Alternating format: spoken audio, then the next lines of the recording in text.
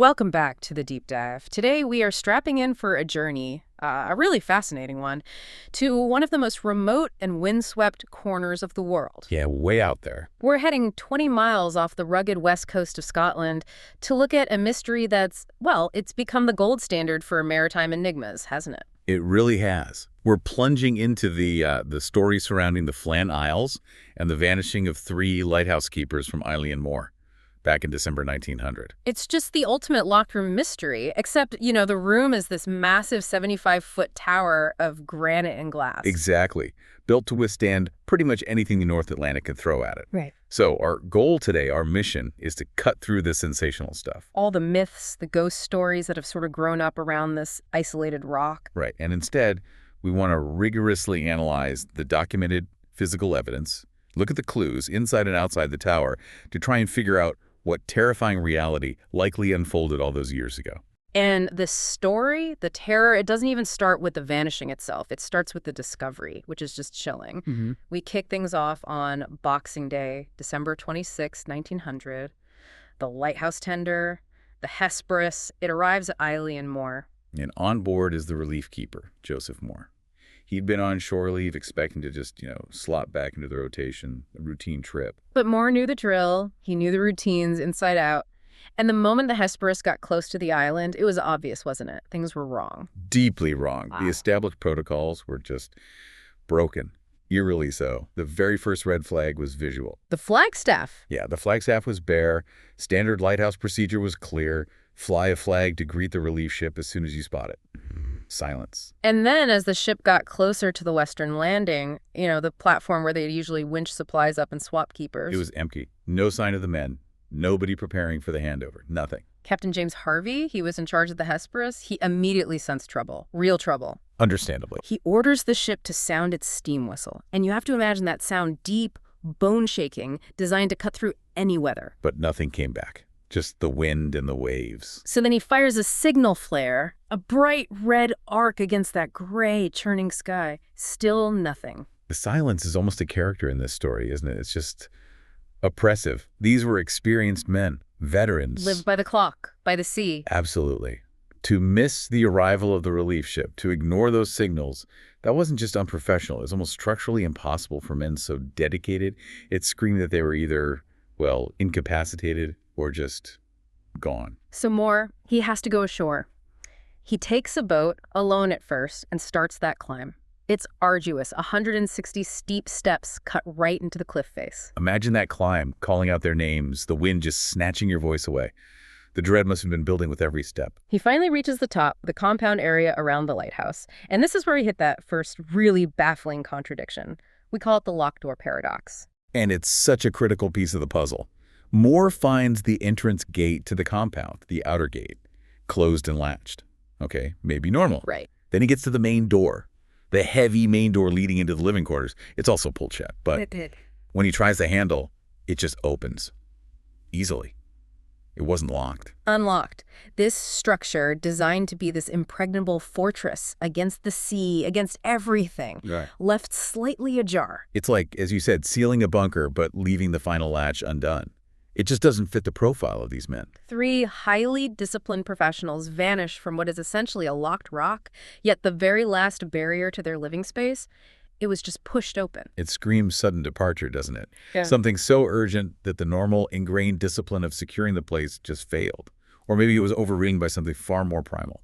Okay, so before we dive into the forensic details of the scene itself, we really need to understand the place and the people. Absolutely. Context is everything here. Eilean Mòr, that means the Big Isle. It's profoundly isolated. I mean, truly out there. The lighthouse itself, yeah, it was a state-of-the-art for 1900, a brand new 75-foot tower. Impressive engineering. A beacon of modernity. But the island itself, locals viewed it very differently, as something much older and, frankly, much darker. That's true, isn't it? Even with this gleaming new light, operational for only about a year, the island was just steeped in these ancient, kind of chilling superstitions. Local legends claimed Eilean Mòr belonged to spirits, the wee folk they called them, and shepherds who used the island for grazing sheep in the summer. They would never, ever stay the night, get off before dark. Exactly. There was this palpable fear associated with the place that went way beyond just bad weather. It was something else. And you have to wonder if that atmosphere, that kind of constant low-level dread, maybe played a role in the psychology of the men stuck out there. It might well have. We had 3 very distinct personalities making up this little trio, trapped together in a very small space during a brutal North Atlantic winter. Well, it could create a volatile mix, or at the very least, it might dictate how they reacted in those final moments. Let's break them down. First, the principal keeper, the man in charge, James Ducat. Ducat. He was the anchor. 43 years old, a real veteran, 20-year service with the Northern Lighthouse Board. Reliable, steady, the guy you trust. Had a family waiting back home too, right? Yeah, a wife and 4 children. He was the picture of stability. But even Ducat, the steady hand, seemed affected by the island's strangeness. He'd said something, hadn't he? He had. He apparently confided in Superintendent Muirhead, the boss, that Eilean Mòr was, and this is a quote, not the most suitable place for a man with a young family. Wow. That's not just idle chat from a 20-year veteran. No. It suggests he felt something deeply unsettling there. A premonition almost. A sense of darkness or maybe ill omen hanging over the rock. That's chilling in itself. Okay, then there's the second assistant, Thomas Marshall. Younger guy. Marshall, yeah, 28. The youngest of the 3. He was unmarried, but he was supporting his elderly father, which, gave him a big incentive to do well, climb the ladder. He needed the job, needed to be seen as reliable. Exactly. And that pressure connects to a really crucial detail about him. Marshall had a black mark on his record, a professional scar. What happened? At a previous posting, he'd actually been fined 5 shillings. Which sounds like nothing now, but... But back then, 5 shillings was serious money for a working man. It was a significant chunk of pay. And it was for losing equipment during a storm. So that fine, plus the sort of official warning that came with it, would have made him intensely conscientious, maybe even obsessive about securing gear, especially in rough seas. So he's the guy who's double-checking everything, cannot afford another slip-up. He'd be the absolute last person to tolerate loose ropes or unsecured crates. That fine would have haunted him. Okay. Ducat, the steady leader with a dark feeling. Marshall, the hyper-vigilant second man. And then the third man, the temporary guy, Donald McArthur, the wild card. McArthur, yeah. He was the occasional keeper, basically a substitute filling in. 40 years old, married, 2 kids, definitely an experienced seaman, no question about his skills. But his temperament, this was a known issue. He was apparently prone to really rapid mood swings. Volatile, quick-tempered. Not ideal for being cooped up on a tiny rock for weeks. Not at all. This emotional fragility apparently earned him a pretty grim nickname among some colleagues. Weeping Willie. Weeping Willie. Okay. So you've got this mix, the leader feeling uneasy, the junior man terrified of making a mistake, and the volatile substitute known for emotional fits. All confined together on this remote, possibly spirit-haunted rock during the darkest, stormiest part of the year. That psychological backdrop is vital because these personalities, these pressures, they almost certainly dictated the sequence of events that followed. Right. Let's go back inside the lighthouse with Joseph Mòr. He steps into the living quarters. The scene is cold, utterly silent. And what hits him, and what hits us now looking back, is the contradiction. It's profoundly unsettling. This weird blend of meticulous discipline and sudden, almost violent interruption. What do you see first? The order. Yeah, the orderliness jumps out. He walks into the kitchen and living area, and it's immaculate. Pots and pans from the morning meal, they're all washed up, put away neatly. Everything tidy? Spotless. It shows the morning routine was completed perfectly, probably sometime between, say, 8 a.m. and noon on Saturday, December 15th. So that pins the timing, roughly. Whatever happened after breakfast cleanup. But before they settle into their afternoon duties, exactly. But then, amongst all this tidiness, there are these jarring notes of disruption, things that scream interruption. Like the fire. The hearth, yeah. It's cold. Stone cold. The fire hadn't been lit for days, clearly, meaning the men never came back inside to warm up or prepare another meal or just sit down. They left, and they didn't return. And then there are those 2 specific items that really freeze the timeline, aren't there? 2 crucial artifacts. Yeah. The first is the kitchen clock. It's just solved. frozen. Yeah, its hands frozen solid, marking that precise moment when normal routine just tipped over into oblivion. It's often seen in sudden impact events. The mechanism just gets jolted and stops. Like a snapshot of the last normal second. And the second clue. This one feels very human. It's arguably the most telling, the most evocative detail. The overturned chair. Just a single wooden chair lying on its side next to the kitchen table. Got a huge struggle then. Not everything thrown about. No, that's the point. It doesn't suggest a fight, or even a prolonged panic which might have knocked over other things. It suggests one person springing up from that chair. Suddenly. Desperately. Like a reflex action. A single lunging movement. It paints this picture, doesn't it? Routine, calm, then something is seen or heard that triggers instant breathless flight. And that leads us straight to the entrance hall, and maybe the most critical piece of physical evidence about how urgent this departure was. The oilskins. The oilskins, yes. We're talking heavy, waterproof coats, trousers, sea boots, essential gear, life-saving gear in a December North Atlantic storm. You don't go out in rough weather without them if you have a choice. And what did Mòr find there? He found 2 sets were missing. James Ducat's and Thomas Marshall's. Their heavy gear was gone. Okay, so that suggests they planned to go outside. They deliberately geared up, maybe to check something, secure something? Exactly. It implies a planned excursion, probably related to the weather or securing equipment on that exposed landing. They took the time, they prepared properly. But Donald McArthur's oilskins. Still hanging neatly on his designated hook. Untouched. And McArthur is Weeping Willie, the volatile one, the quick-tempered one. This detail becomes the absolute cornerstone of Superintendent Muirhead's later theory. You have the man known for emotional responses, the wild card, running out into what must have been freezing, potentially dangerous conditions without taking the, 5-10 seconds needed to grab essential survival gear? It implies an urgency that completely bypassed logic, bypassed training, bypassed even basic self-preservation. Utterly. McArthur wasn't planning a trip outside. He was reacting, responding instantly, instinctively, to some perceived immediate threat unfolding right outside that door, likely something he saw through a window that made him bolt out to help or warn the other 2. Okay, now, before we go further with the evidence, we have to tackle this massive piece of fiction that's clouded the whole story for over a century. Yes. The infamous logbook entries. When the public first heard about 3 men vanishing from a remote lighthouse, their imaginations ran wild. And this legend took root almost immediately, the myth of the Mad Keepers, driven insane by a storm, possibly turning on each other, and it all centered on these supposedly discovered logbook entries. And we need to be absolutely clear here. This part of the story is fiction. Total fabrication. The legend claimed the log-detailed entries, supposedly written by Thomas Marshall, describing this storm of unimaginable fury, made it sound like the island itself was driving them mad. Right. The fictional entries painted this picture of Ducat becoming very quiet, withdrawn. And the most dramatic bit, McArthur, the tough seaman, remembers supposedly being seen crying. Reducing this volatile man to tears, suggesting a complete breakdown. And then the supposed final entry, the theatrical punchline dated Saturday, December 15th. Storm ended, sea calm, God is over all. It's pure drama. It feeds perfectly into that narrative of madness, internal conflict, maybe even murder-suicide, followed by divine judgment. It's sensational. It is.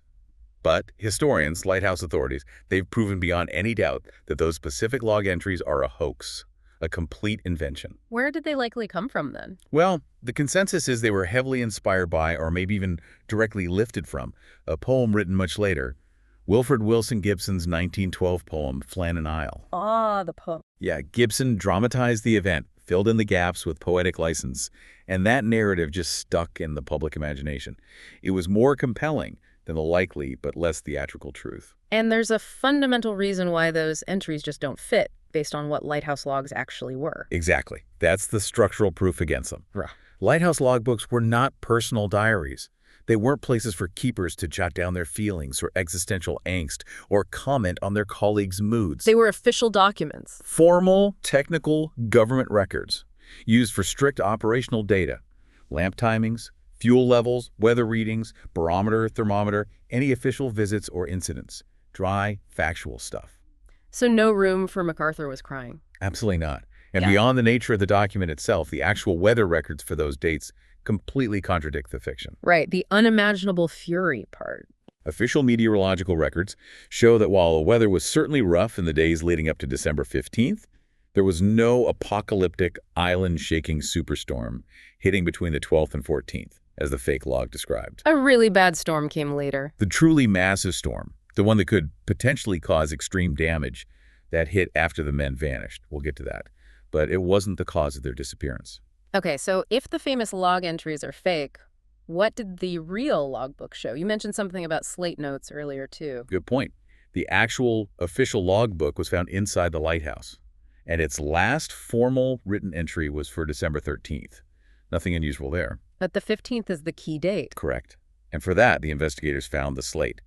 Lighthouses kept a slate board for jotting down immediate readings and notes throughout the day.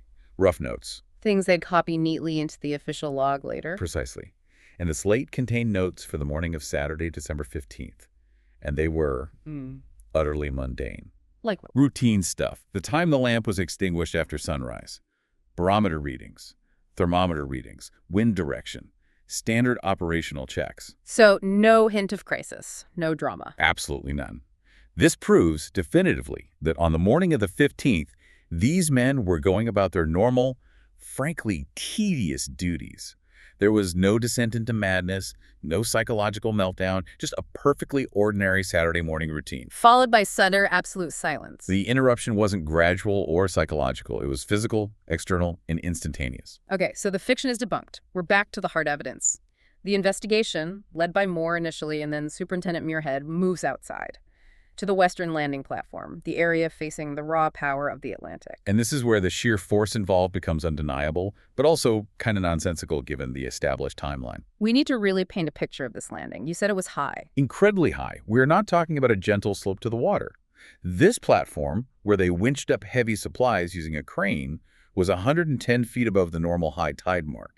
110 feet? That's like the roof of a 10-story building? Easily. Maybe higher. You have to picture yourself standing up there looking down at the waves crashing far below.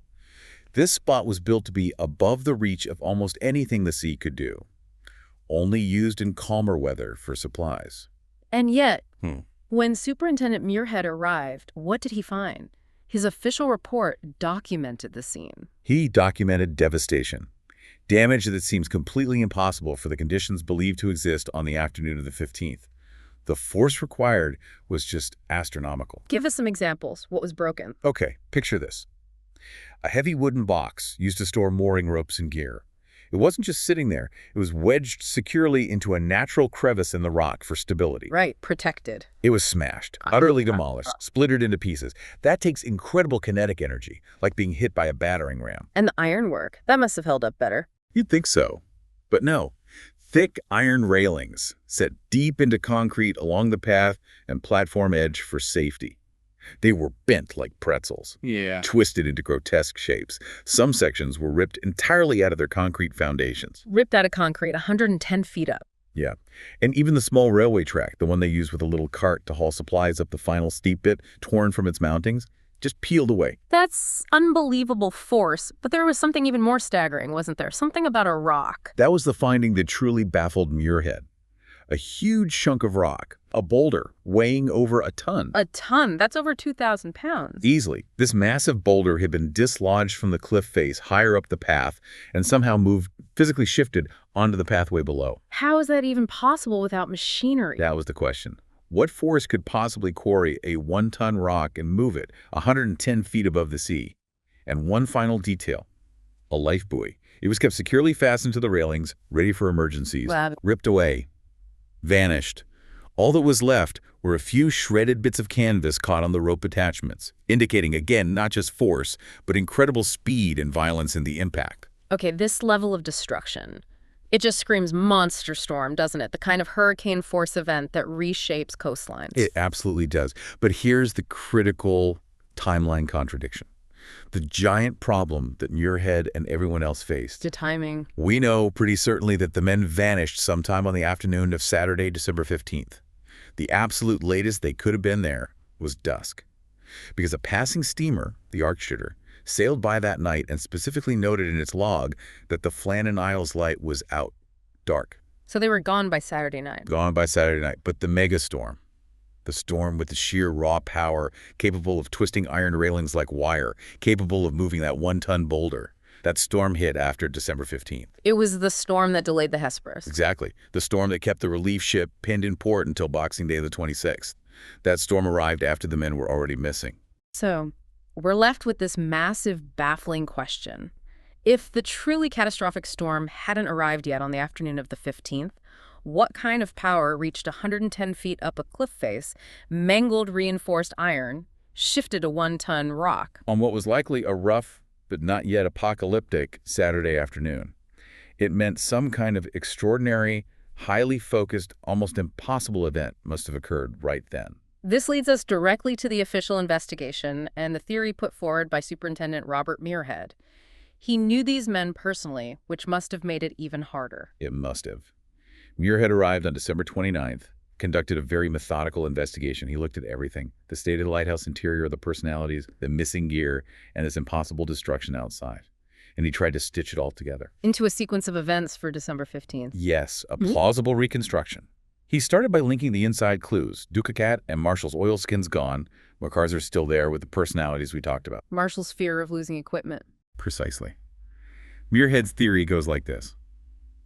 The sea is running high that afternoon. It's rough, maybe the tail end of earlier gales, but it's not the full-blown hurricane yet. Thomas Marshall, the young keeper, still smarting from that 5-shilling fine. He gets nervous. He gets anxious. He looks out at the western landing, sees the waves crashing closer, maybe higher than expected. He worries about the supply crate out there, the one with the crucial mooring ropes for the relief ship. He fears it isn't secure enough, that it might get washed away, losing more equipment. Another fine. So he decides he has to go check it, make sure it's lashed down tight. Right. And Ducat, as the principal keeper, the senior man, goes with him. Standard procedure. Always 2 men outside in rough conditions for safety. They both take the time to put on their full oilskins, their heavy gear. Indicating a planned action, not panic. A planned, deliberate, precautionary action to secure vital equipment. Now, meanwhile, back inside. McArthur. Weeping Willie. Donald McArthur is inside. Maybe sitting at the kitchen table, hence the single overturned chair later. Yeah. Perhaps having a cup of tea after the morning's work. He glances out the window towards the western landing. And he sees something. He sees something impossible, something that defies his experience, defies all conventional understanding of the sea. Not just a big wave, not just a breaker, but a colossal, near vertical wall of water suddenly rearing up out of the churning sea. A freak wave. A freak wave, what we'd now call a rogue wave, formed by a complex, unpredictable convergence of swells, an instantaneous, monstrous anomaly. And he realizes his 2 colleagues are out there, exposed, geared up, yes, but right in the path of this liquid cliff. That realization triggers pure primal panic. Training, protocol, even self-preservation. It all vanishes in that split second. He screams, he runs. Muirhead believes he must have screamed a warning. The overturned chair marks his explosive leap from his seat. He sprints for the door. No time for his coat, no time for anything. But he closes the door behind him, that unlocked door Mòr found. This is a crucial bit of Muirhead's insight into lighthouse keeper discipline. Even in that moment of sheer terror, as he bolts out the door, a lifetime of ingrained habit takes over.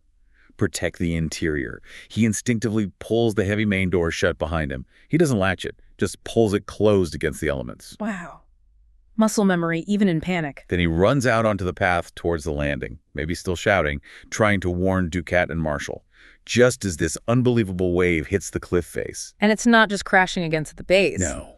According to Muirhead's theory, this wave didn't just break. It exploded upwards. It hit the vertical cliff face and projected a massive column of water and immense energy vertically, high into the air. High enough to reach the landing, 110 feet up. Muirhead concluded exactly that. He wrote that the men were struck by an unexpectedly large roller, his term for it, that surged up the cliff face and swept them away with resistless force. That explains the damage too, the bent railings, the smashed crate. And the 1-ton boulder. It wasn't blown by wind. It was likely dislodged and shoved by the sheer hydraulic force of tons upon tons of water exploding onto that pathway 110 feet above the sea. It's an incredible theory, especially for 1900. It was remarkably prescient. Muirhead essentially deduced the existence and behavior of rogue waves decades before oceanography formally accepted them. Back then, the scientific community was deeply skeptical. Tales of monstrous, solitary waves were mostly dismissed as sailors' exaggerations, as myths. So Muirhead was proposing something that, to many at the time, sounded almost as fantastical as sea monsters. Pretty much. And that scientific skepticism is a key reason why the Flannan Isles mystery lingered for so long, why it became such fertile ground for speculation. If the experts couldn't explain how a wave could do that on that specific day. Then maybe it wasn't a wave. Maybe it was ghosts or aliens or madness after all. Exactly. The lack of a scientifically validated explanation left a vacuum, and human imagination rushed in to fill it. So we have Muirhead's deduction, a rogue wave. Elegant, fits the evidence, but lacks that crucial scientific stamp of approval for nearly a century. The mystery just festers. It really does.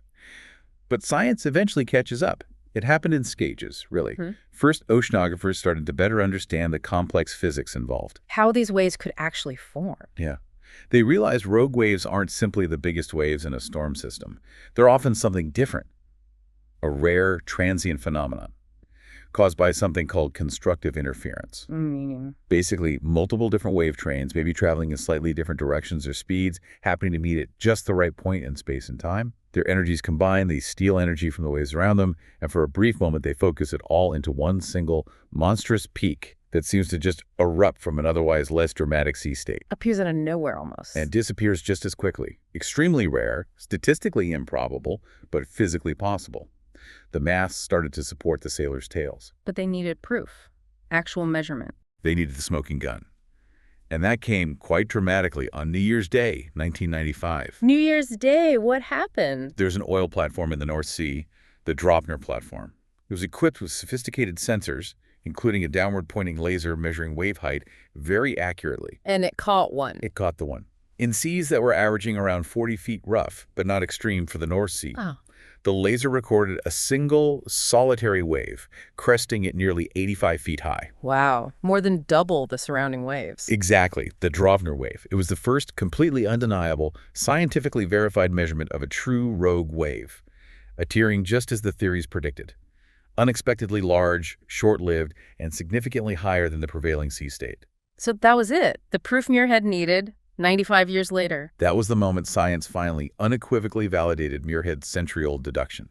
Rogue waves were real. They could happen outside of the biggest storms, and they possessed the focused, immense energy needed to cause that seemingly impossible damage seen on Eilean Mòr, the twisted iron, the moved boulder, 110 feet up. The vanishing wasn't supernatural, it was physics. Terrible, instantaneous physics. A swift, brutal physical event.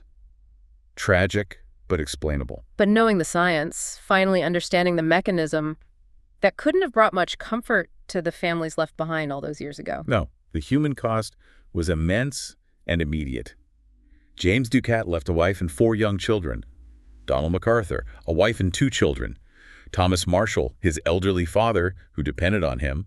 They lost their husbands, their fathers, their sons in this incredibly violent way that, for decades, nobody could properly explain. The lack of closure must have been just agonizing. What did the official records say? How were their deaths registered? Officially, their deaths were recorded as probably drowning, which feels so inadequate, doesn't it? Clinical. It completely fails to capture the sheer violence of being swept off a 110-foot cliff by an exploding wall of water. Yeah, probably drowning doesn't quite cover it. And even though science eventually solved the physical puzzle, the island itself, it stayed haunted, didn't it? In people's minds, at least. It did. The lighthouse had to be remanned, of course. And for decades afterwards, subsequent keepers stationed out there reported strange things. Like what? Sound. Disembodied voices, apparently. Crying out on the wind, especially during storms. Some claim they could distinctly hear the lost men's names being screamed across the rock. Ducat, Marshall, McArthur. Goosebumps, whether it was wind whistling through the rocks or something else. It shows how deeply the tragedy scarred that place. It lingered. The lighthouse kept its lonely vigil, manned by keepers, for another 70 years or so after the event. A constant, silent memorial out there in the Atlantic. Until automation finally came. Yes. The lighthouse was automated on September 28, 1971. The last crew of keepers left Eilean Mòr for the final time. And the island truly fell silent. So when we boil it all down, look at the evidence stacked up: the state of the lighthouse, the missing gear versus the gear left behind, the impossible damage outside, the timing relative to the storms, Muirhead's deductions, and now the modern science of rogue waves. The conclusion seems pretty clear, almost inescapable. The Flannan Isles vanishing was almost certainly a swift, horrific, but ultimately natural accident, caused by one of these rare, monstrous rogue waves, an event explained by physics, probability, and just terrible, terrible luck. Right, though what seems solved, a rogue wave. But for me, The real haunting power of this story still lies in those small, human details, the ones that don't fit neatly into the scientific explanation. Like the overturned chair. Exactly, the overturned chair. It speaks volumes about McArthur's last conscious moments, probably resting, maybe thinking of home, then suddenly leaping up in terror, sprinting towards danger to warn his friends. Or the stopped clock, freezing that last second of normality before chaos hit. These tiny details root the immense impersonal force of the wave in specific human actions and reactions. It tells us that even though the cause was this huge physical event, the final experience for those men was one of, probably, attempted rescue, sudden terror, and maybe even self-sacrifice, running towards the danger. One man, McArthur, chose duty or comradeship over safety in that final instant. The island is quiet now, as you said. Just the automated light flashing out its warning cycle into the emptiness. But when 3 experienced, disciplined men vanish without a trace from a locked rock 110 feet above the sea, maybe the true haunting isn't the wave itself or even the ghosts some later keepers heard. What then? Maybe it's the silence. The perfect, terrifying, absolute silence that the event left behind. The silence that swallowed them whole and left only questions for those who came searching. When you picture that lonely rock now, lashed by the Atlantic, what feeling does that silence evoke in you? That sudden, complete absence where life and routine existed just moments before?